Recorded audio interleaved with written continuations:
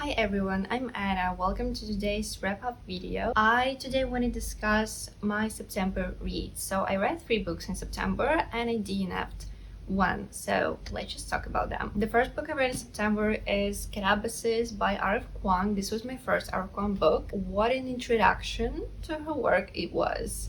This is a 6-star read for me. The best book of the year so far for me, and one of my favorite books I have ever read. I'll start with a little premise in case you don't know what this book is about. It's about 2 PhD students descending to hell in order to rescue their professor who died in a magical accident, and like before he died he was supposed to write recommendation letters for them. So that's why they go to hell to save him. There is so much to this book in terms of plot. It has so many different but interconnected sides and I loved every single one of them. I'll start with the fantasy aspect. The depiction of hell is very interesting and I think it could pretty much resonate with my perception in some way. The depiction of all the creatures dwelling there, the souls that end up in hell, what they go through, and I found it really entertaining. Sometimes it was funny, sometimes it was sad, and it just made me think a lot, which I love. Another aspect of this book is philosophy, and that's why I'm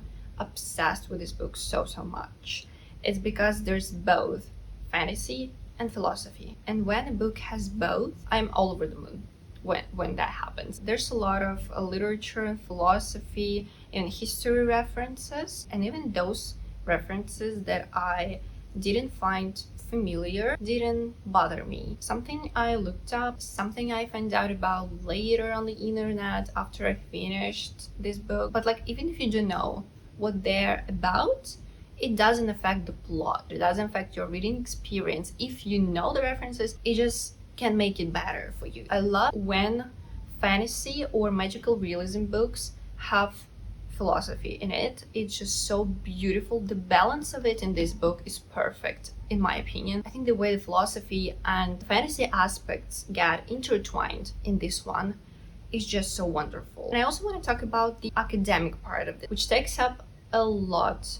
Yeah, first of all, it's not only about fantasy, it's not only about how R.F. Kuang sees hell and all of that, not only about what the students go through while searching for their professor, what they realize they're in hell while looking for him. It's not only about that, it's also about their life before they descended to hell, before they went looking for the professor. It's about their academia life. I could not relate to many things in this book if we're talking about this like academic aspect of the story. I still found it really refreshing in terms of like my experience as a reader. It was very interesting for me to see how this academic world actually works or worked before, because this book is set in, I don't remember what year, but I guess it's set in the 1970s or something like that.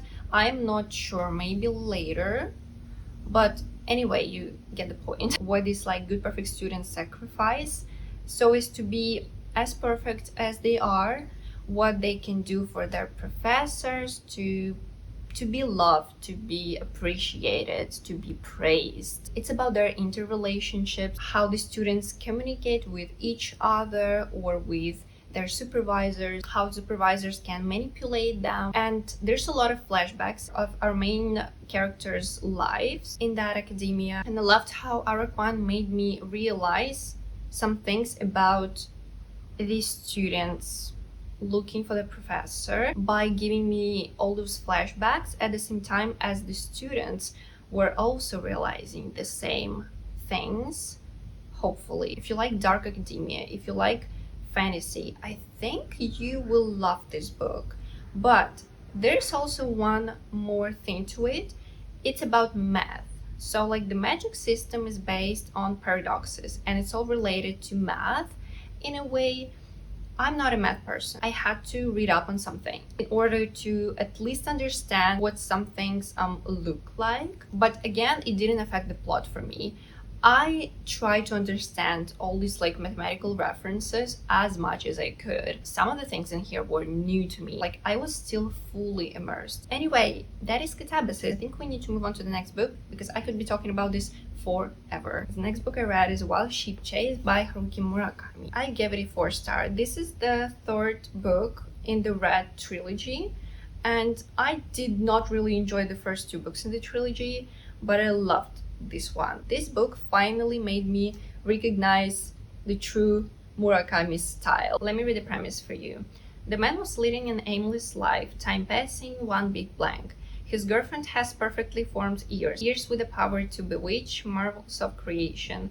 The man receives a letter from a friend enclosing a seemingly innocent photograph of sheep and a request. Place the photograph somewhere it will be seen. Then, one September afternoon, the phone rings and the adventure begins. Welcome to the Wild Sheep Chase. Okay, so our main character has this like photograph of a mysterious sheep that doesn't look like any other ship in Japan. One day, like I just read, his phone rings, he picks it up, and some creepy man tells him that he knows about our main character owning that photograph of the ship, and that man has his own reasons why he wants that ship for himself. So he kind of blackmails our main character into finding the ship for him, and our main character eventually embarks on this journey with his girlfriend, who has these like magical kind of ears that she gets different kinds of like information through whenever she needs it. I heard this book is described as a detective.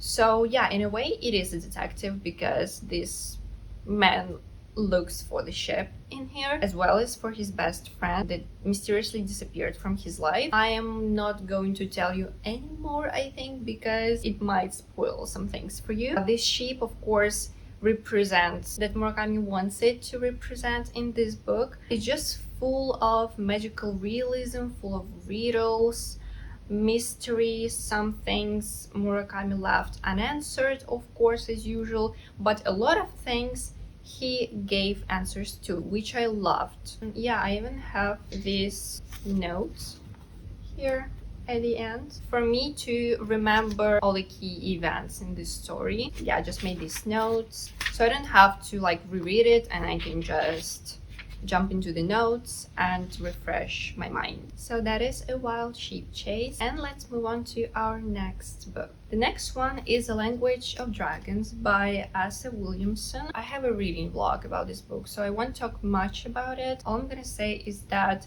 this is a political dragon fantasy about languages. It's very political, it's very language related. It's about how languages are crucial in our daily life, the way we live, the way we perceive things, the way we communicate, all of that. I have a reading vlog about this. So yeah, I don't want to talk about it for too long. I gave this book a 4-star.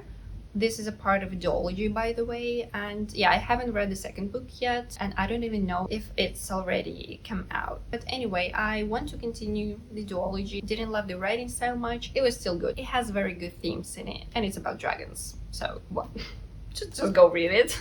And the last book of my September reads that I unfortunately DNF'd is The Fragile Threads of Power by V.E. Schwab. Now I know that this is the continuation of a series called A Darker Shade of Magic. I didn't know that when I was getting this book. But after I bought this, I looked it up. I saw a lot of comments like, you can read this book even if you've never read A Darker Shade of Magic. This is like not a direct continuation. The Schwab made everything easy for her new readers to understand, but that is not true. I've never read A Darker Shade of Magic, and I picked this one up hoping that I would still catch up on everything going on in this world. I felt that the characters from A Darker Shade of Magic aren't introduced as new characters in here, and I didn't feel connected to them because of that. Like, I felt that these characters already have their own story. Like, I could feel it all the way through while reading this. That's why I really cared for the new characters, but I didn't care for the old ones. The second thing that made me think of DNF in this book, which I eventually did, is the pacing of the story. I did not love it. I thought it was too slow. Nothing really happened in at least the first like 180 pages. That's the point where I decided to DNF it, and I just couldn't see where all of that was going. And then I read some like 1-2 star reviews, and they all said that there's actually nothing really happening like in this book except for the ending. I of course don't know if it's actually true or not, but I think it's, yeah, definitely true in a way. At least to me, I felt that way during those like almost 200 pages. I think it's my bad that I bought this book not knowing that I should have read A Darker Shade of Magic first, but it is what it is. Anyway, those are all the books I read in September. Let me know in the comments if you like this video, if you read any of the books I just mentioned. If you read any, let me know your take on them. And I will leave you for now. Hopefully I will see you in the next video.